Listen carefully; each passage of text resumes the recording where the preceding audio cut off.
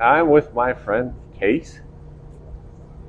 He's got a YouTube channel, Just in Case, right? Just in case hikes. Just in Case Hikes. So we met here in Jackson, Wyoming, getting our laundry done, and I thought we'd have a little chat. So you just hike around, you and your backpack? Yeah, so I'm currently hiking the Continental Divide Trail, which is one of the three big long distance trails that are in the U.S. There's the Pacific Crest Trail, the Continental Divide, and the Appalachian Trail.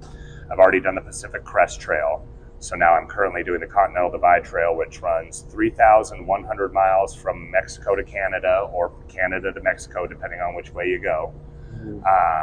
And I've been out on the trail now. So I started April 14th. So 3 months, almost 4 months. Well, I was into backpacking when I was a kid in Boy Scouts.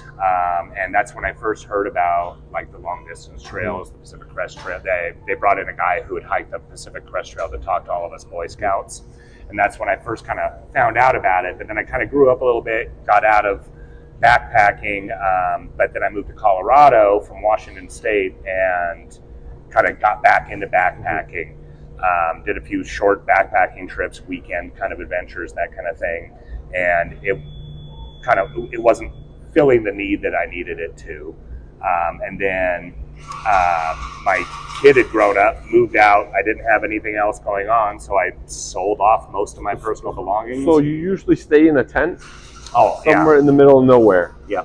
And then sometimes you'll make it to a town like this and take a little break? Or? Yeah, about every 4 or 5 days, usually hit a town, come in, get a hotel room or stay in a hostel, take a shower, do some laundry, get more food for the next kind of jump to the next stove on a propane isopropanol fuel. And you just screw it on. Most of it's just add hot water kind of stuff. So like top ramen, instant mashed potatoes. Sometimes you spend the money and get those fancy little like backpacking meals and stuff. How much water do you carry with you?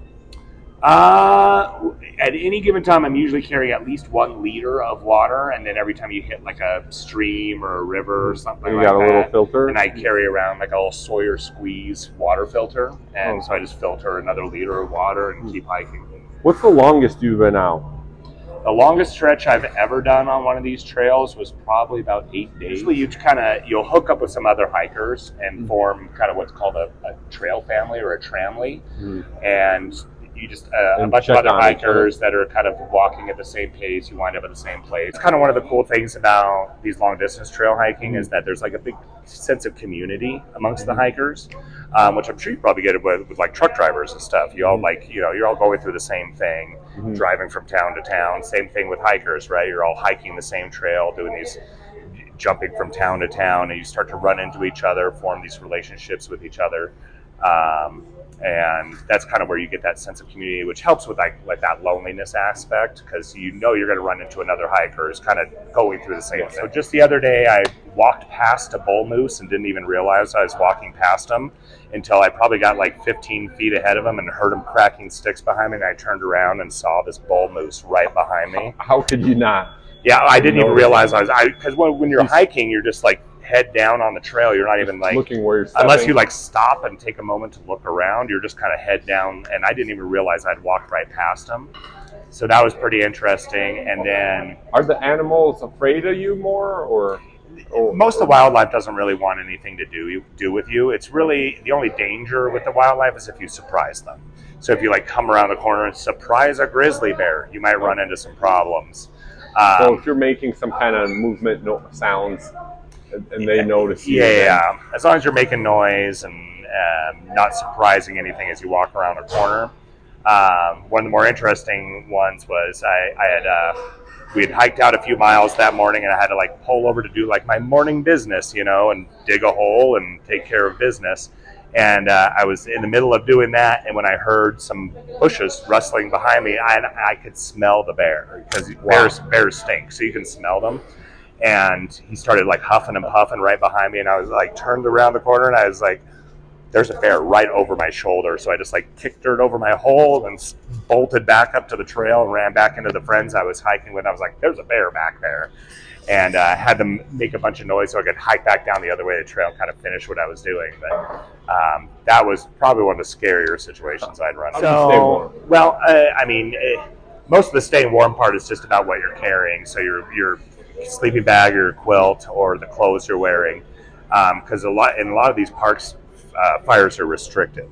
But there's plenty of places where you can build a fire. We were hiking through the Gila River Valley where you're just crossing a river like all day long, so you're just soaking wet.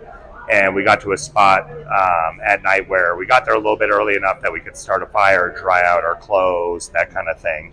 But for the most part, when you're hiking into camp pretty late, and you don't really have time to like sit around the campfire all night long. You just get to camp, make some food real quick, eat, and then pass out. What's the best way to start a fire?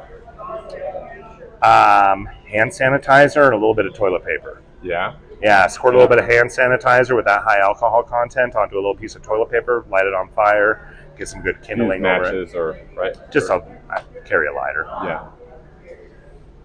Cool. But you got to be real careful with fires because these places get real dry real fast. They're not allowed all the time. And, yeah. I got a present for you.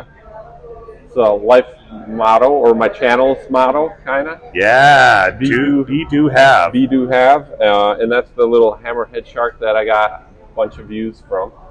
It's my present to you. Yeah. I don't know.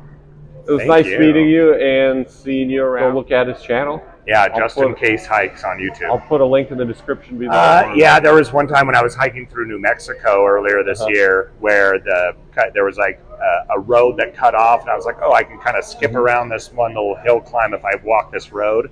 I didn't realize that the road walked through somebody's property. So I was walking through, and this guy came out, and he was like, hey, this is private property. And I was just like, sorry, man, I'm lost. I don't know where I'm going. He's like, just move along. And so it wasn't too bad, but there are some spots where like people might get a little sketchy depending on how far out you are in the rural America. It gets a little wild sometimes. Yeah. Do people ever shoot? No. So part of this whole long distance hiking thing is that you wind up with a trail name. So my name, just in case, obviously is not my name. My name's Josh. Mm-hmm. But when you get out there, you kind of get like a code name, a trail name, a nickname that everybody calls you by. And so that's why I acquired the nickname Just In Case, because when I first started hiking long distance trails, I was carrying a bunch of stuff I didn't need to carry, but I was carrying it like just in case. And so people started kind of, you get a trail name because you did something dumb or funny or silly, and then people start calling you that. So, some of the people I've been hiking with are 9 Lives and Peg Leg and Tripod and Nana Man. Like none of those are our real names. It's just like a nickname that everybody goes by. Just like CB Radio. Yeah. You get a little handle, right? So hopefully after this trail, so I've done the Pacific Crest Trail, doing the Continental Divide now. Hopefully, if I can kind of work out the financials about it, I'll jump over next spring and do the Appalachian Trail, which is from Georgia to Maine. So I haven't explored a whole lot of the East Coast, so I'm really looking forward to that because I'm not really familiar with the East. There's even one down by where you live, the Florida Trail is a long-distance trail that goes through Florida. Man, I'd be scared. Got gators, brown recluse spiders, yeah, the ants. I mean, I think I'd rather face a bear. Yeah, the Florida Trail is starting to get more and more popular, so definitely something to look into. There's still there's some spots coming up to the Keys, the Florida Keys. There's like 67 registered cougars. Oh wow! Out there, you don't want to have a flat tire, they say. Yeah, and a cougar would like to creep up on you. All the wildlife you could possibly run into in the backcountry, the cats are the scariest. Yeah. So mountain lions, cougars, bobcats, they will stalk you and mess with you. So I agree. I would probably definitely rather run into a bear. Have you had any encounters with bobcats? I've seen one from a distance. I had a friend that when I was hiking the Pacific Crest Trail who was stalked by a bobcat for probably about 10 miles or so. Mm-hmm. He said he kept turning around and we would see it up in the bushes just following him the whole time. Left him alone eventually? Eventually it just kind of decided he was walking too far and didn't want to keep following him. But the cats are pretty scary. Jackson, Wyoming isn't actually part of the Continental Divide Trail. The only reason why I'm here is because I did this Grand Teton alternate trail to go through the Tetons.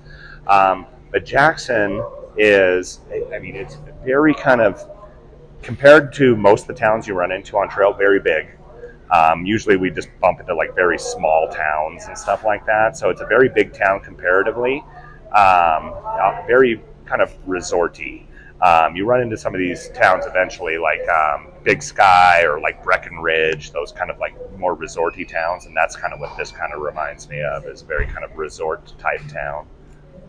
Yeah, I had some fun here over the last 2 days. Yeah. It's worth visiting, and maybe come back and ski. Yeah, I'm very excited to explore. Thanks for chatting with me and doing a little video collab. I don't always do these. I don't know how they're going to turn out. Or maybe do it in a laundromat. Yeah. All right. Thanks, Bye for Serge. now.